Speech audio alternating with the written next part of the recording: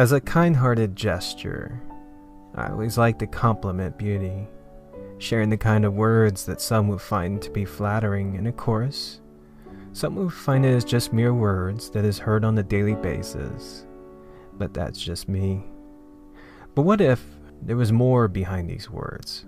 What if they were the kind of words that struck deep into the core of a human soul, giving enough comfort where one would blindly offer their full trust, completely devoted to the warming praises of being defined as an object of beauty, being worshipped for who they truly are, finally experiencing an inner courage to feel free, exposing this true self with comfort, while remaining oblivious to the horrors that linger behind this heartwarming gesture. Meet now, obviously a girl who's quite attractive, who has her fair share of flattering compliments. But today, my friends, now is about to participate within a unique story when tending to a personal matter, more like a day of being reunited with an old friend from her days in middle school. Maiko, someone who she just recently got in contact with, who was not only excited to meet her old friend, to catch up on things, but most of all, introduce her new boyfriend.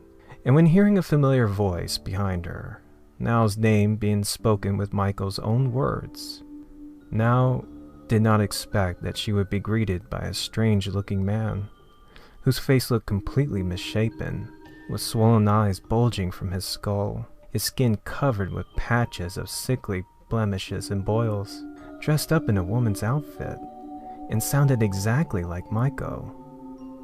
Obviously, Nao was confused, actually a bit scared. The man found Nao's reaction both shocking and offensive, emotionally verifying that she was in fact her old friend Maiko. It was 2 years since Nao had seen Maiko, and she was incredibly stunning back then. Whoever this was, it could not be Maiko. It had to be a sick joke, a catfish scheme or something. But when Maiko finally introduced her boyfriend, a handsome young man who introduced himself as Aziri Yuma, well, you could say that Nao began to ease her concerns, and began to reluctantly accept the idea that this person with Maiko's voice was in fact her old friend. Which leaves the questions, what happened to Maiko? And how did she turn out like this?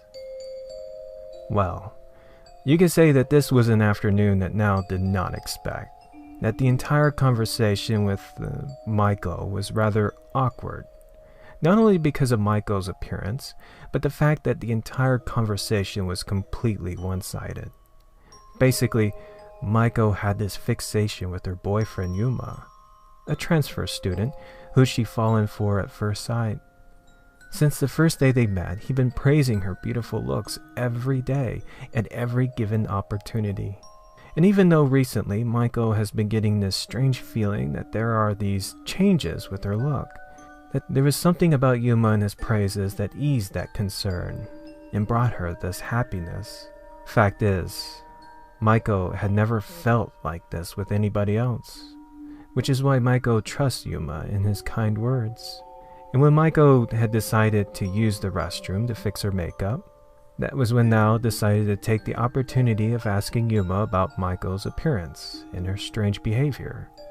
Unfortunately, Yuma's response was rather vague or avoidant, claiming that he couldn't see anything wrong with Maiko's appearance, that since the day he met her, her beauty has not faded nor faltered. In fact, if Yuma didn't know any better, he could swear that she'd gotten more beautiful by the day. And not knowing what to make of all this, Nao couldn't help but feel happy for Maiko. Regardless of her appearance or her situation, she was truly lucky to have an attractive boyfriend who knew how to make her feel blessed with his amiable and adoring personality. I guess you can say that Maiko had gotten lucky with this one. But there was something else that Nao had to share. Yes, Maiko is truly beautiful. However, if Yuma were to be honest, she was not as stunning as Nao. Yuma just could not help but admit that Nao is truly one of a kind, unbelievably elegant.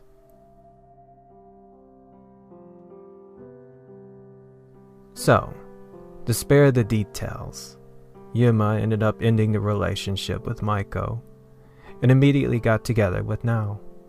Of course, Maiko was not only devastated by this, but resorted to stalking and constantly pestering the loving couple. Aside from that bit of drama, Nao mostly remembers finding Yuma repeatedly seeking forgiveness from Maiko when she would confront him, finding him on his knees, apologizing for his actions.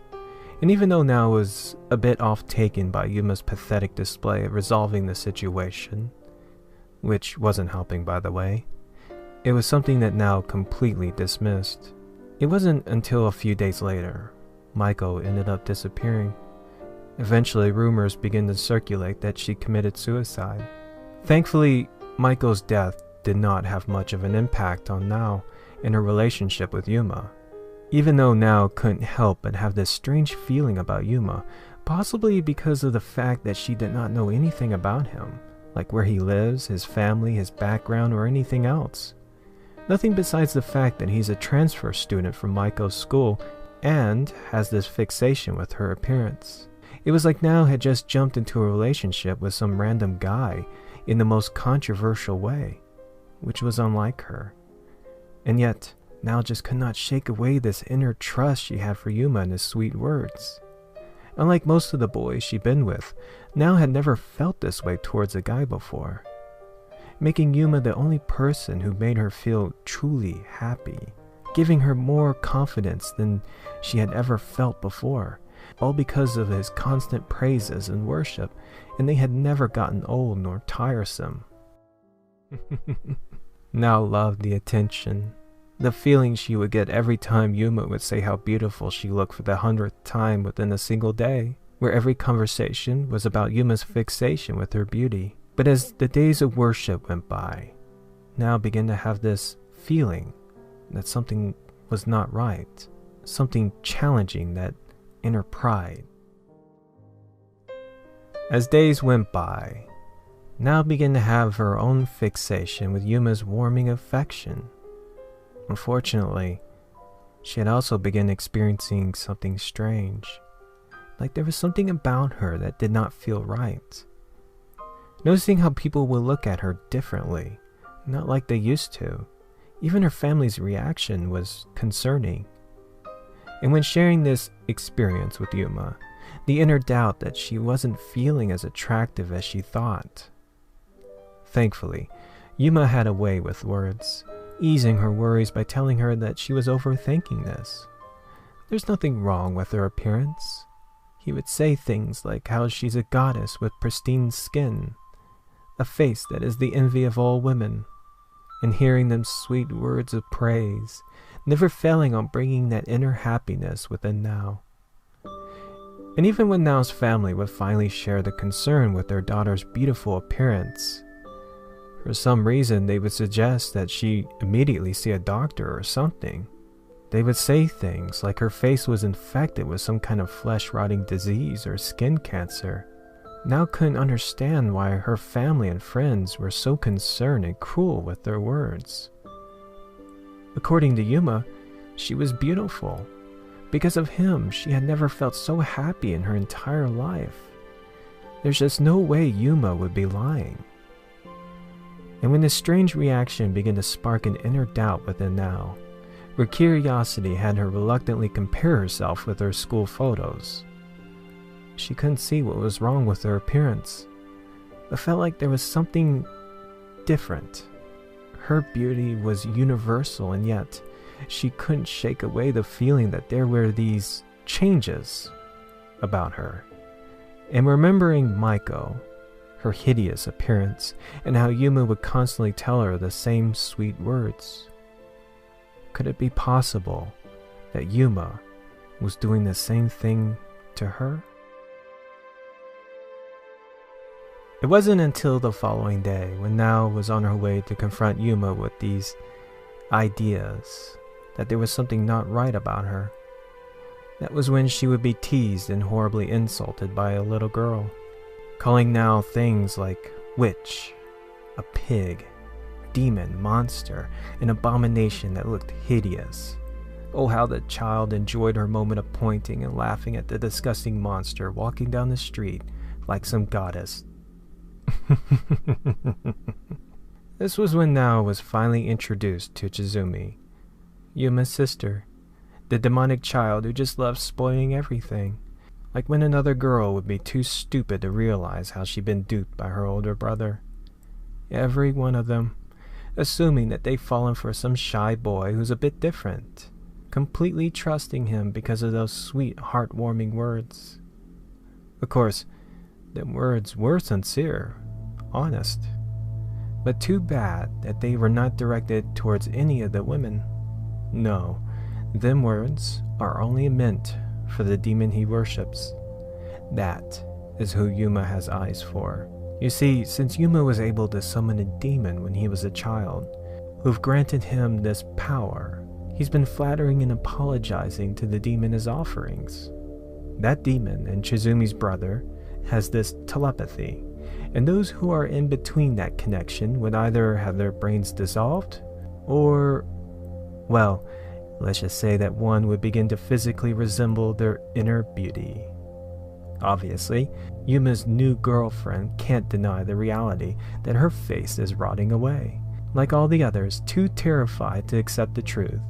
And as Chizumi began laughing at the hideous freak, watching her frantically weep and hysterically claiming lies from such a vile child, that was when the scene was interrupted by Yuma, scolding his sister before demanding that she return home. And as Yuma tended to Nao's emotional distraught, easing her from the verbal abuse from his misguided sister, not only trying to seek forgiveness for Chizumi's actions, but to ease her fear of being completely honest with his feelings. The truth is that it is without a shadow of doubt, Nao is the most beautiful woman Yuma had ever seen. Maiko and all the others were no match for Nao's mesmerizing appearance. Her beauty transcends the law of the universe. She is the embodiment of absolute beauty. And looking into his eyes, now, hearing such words of honesty that had washed away every shred of fear and doubt that dwelled within her, regardless of the terrible feelings of her body changing, the cruel things that are said from other people, and their reactions. Watching Yuma proudly confess his love, shouting his vows of worshipping Nao's beauty forever. Such devotion. Now, our foolish girl was fully convinced that she is the most beautiful woman in the world.